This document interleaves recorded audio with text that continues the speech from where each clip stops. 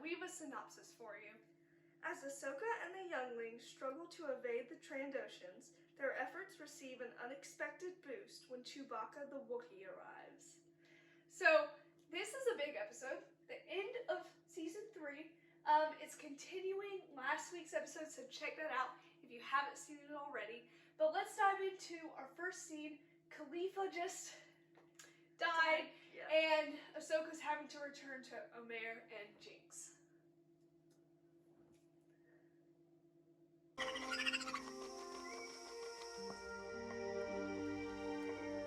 You made it. We feared the worst. Where's Khalifa?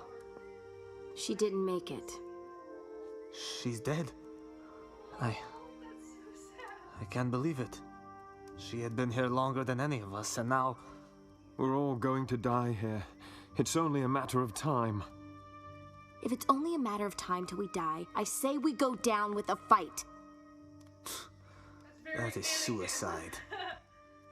You've said that every few days they release new prisoners on the beach. I say we attack that dropship head on. They'll never expect it.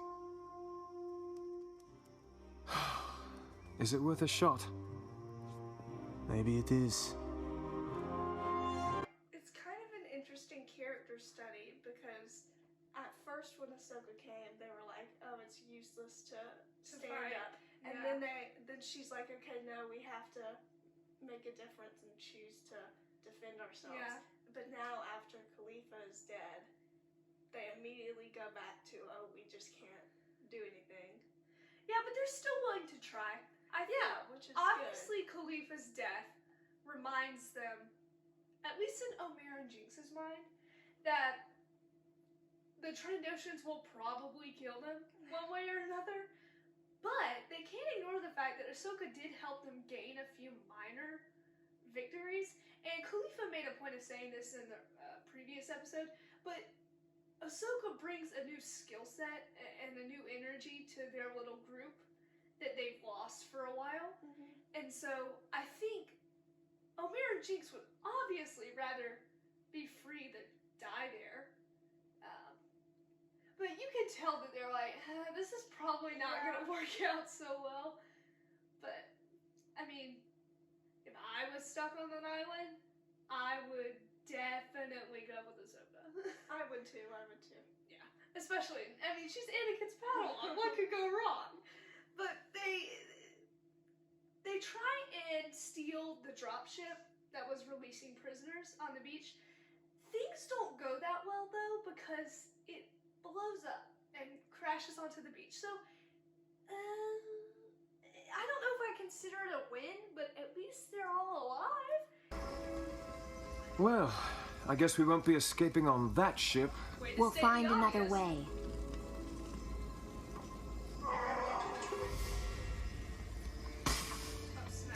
What was that? A survivor. It could be one of the prisoners they were dropping off. Who else would it be? I guess the Trandoshans. Yeah, but it isn't. What is that? It's a Wookiee.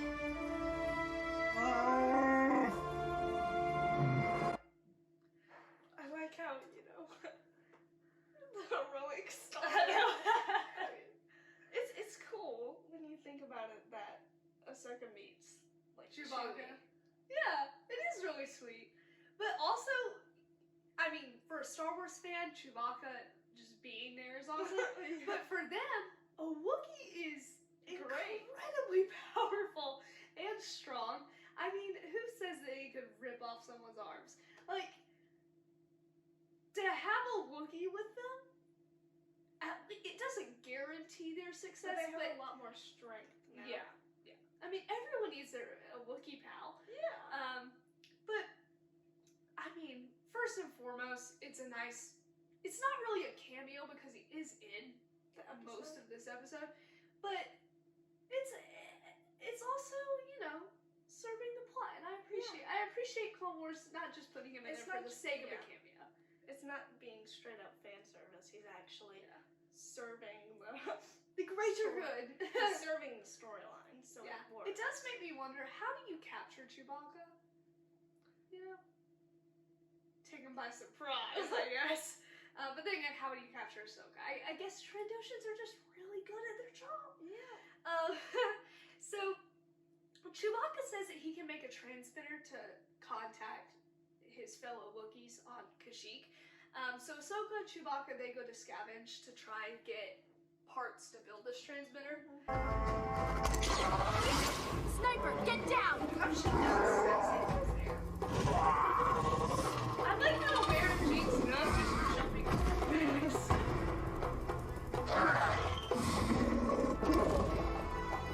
Oh, snap. But hey, for essentially kids, they did a pretty good job. I mean, it really just hates what else did they do? Well, Oh gosh.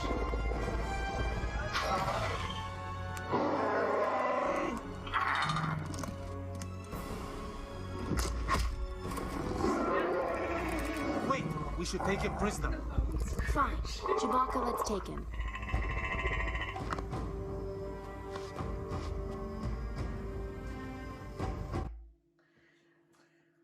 That was pretty intense. What a Wookiee. Yeah. But like, Oh yeah, you heard it. But he's very powerful, and that proves what we were saying earlier. Chewbacca gives him a massive advantage because whether you like it or not, the Padawans are pretty scrawny. So in hand-to-hand combat, they're probably not going to beat a Trandoshan unless they, really utilize the Force, as we'll see later. But Chewbacca's helping them a lot. So he tries to build a transmitter, but it's not going too well. It's not working yet. We should wait. I agree with Jinx. We have to act while we have an advantage. Let's say we do it your way. What's the plan? We can use the prisoner to trick the enemy into flying one of their pods down to us. Then we hijack the pod, fly up to their base, and take them by surprise. Ahsoka, you got us to believe in ourselves again. And, well, I believe Jinx's plan will work. Look, do what you want, but Omer and I are leaving with the prisoner in the morning. Their hearts are in the right place. You know I can't let them go alone. We're not going to be able to do this without you. We need your help. Who knows? Maybe our luck's just about to change. Aww. I mean, Omer and Jinx have a pretty good plan. Yeah, and you see that they're adopting the sort of ideology that Ahsoka had. They want to fight now. They want to free themselves, and they're actively pursuing that. And in that regard, I think this little 2-episode story arc does a great job of showing their character progression. Obviously, Ahsoka's telling them to wait because she was hoping, like, if the transmitter worked, that would save them from a lot of risk. But Omer and Jinx want to act. They want to fight. And I mean, they've got a Wookiee, so I can't blame them. But it's nice to see that they were inspired by Ahsoka. And, they're trying to do the right thing. So I appreciate that character arc for them. So they do make it up to the floating fortress of the Trandoshans. But they're still outnumbered, and the enemy is probably more capable than they are just because there's so many of them. What about you young will Dar? be a prize trophy in my collection. Okay, that's just creepy.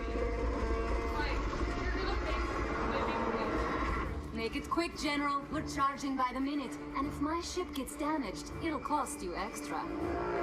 Oh, it's those people. Doing other people that you see every once in a while.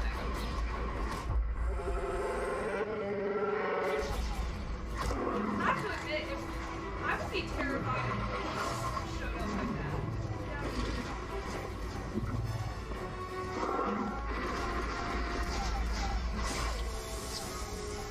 See, the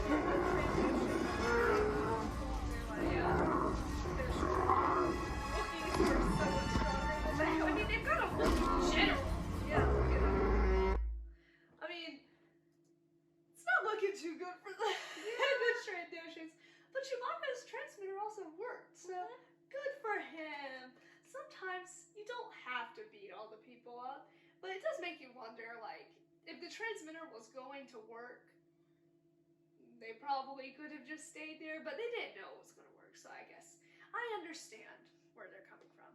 But Ahsoka goes to face Garnak, young Dar's papa, but that's pretty cool, especially when you consider that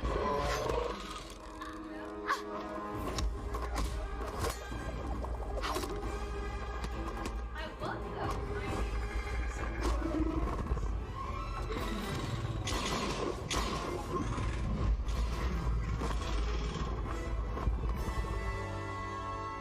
You're beaten. You murdered my son. And you need to pay for what you did. Your son died because of your own actions, not mine. That's probably true. Don't!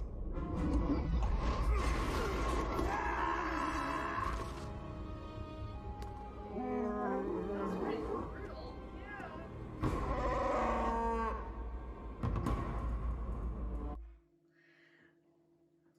I mean, Jedi got no qualms against killing, apparently, but it was in self-defense. I like how she does point out that, like, it's because of Garnak's actions that young Dar, is his name Dar, is it young Dar? That young Dar was killed. Garnak's the one that organized, This hunting prank. spree. So it wasn't necessarily that Ahsoka. I mean, she did kill him, Yeah, but it was because of yeah, young Dar's papa. yeah. And so Garnak learns that lesson too late, and obviously he does face punishment for his actions. Although, I wonder how Ahsoka feels about that, but they are free now. All of them are free, and so that's the win. And so she finally makes it back to Coruscant and back to Anakin. It's good to see you safe, little Ahsoka. Ahsoka, I am so sorry. For what? For letting you go. For letting you get taken. It was my fault. No, Master, it wasn't your fault. I should have paid more attention. I should have tried harder. You already did everything you could. Everything you had to do. When I was out there, alone, all I had was your training and the lessons you taught me. And because of you, I did survive. And not only that, I was able to lead others to survive as well. I don't know what to say. I do. This is so cute. Thank you, Master. You're welcome, my Padawan. Clone Wars loves to just go in and break So your heart sweet. into tiny little pieces. Oh gosh. So season 3 ends on a high note, and Yeah. Clone Wars always shines when it's with the trio with Anakin, Ahsoka, Obi-Wan. That was so sweet. It was very just sweet. because you can tell. I mean, obviously, we have covered so many times how much Anakin cares for people, but like that same caring spirit, like Ahsoka also has that for him. I know. And so they really get to shine in that together, and Yeah. that's what makes their like happy moments so special. Yeah. And then they take it all away from you. we can't talk about that. We can't talk about that yet. But a great episode, a great end to season 3, and I cannot wait to start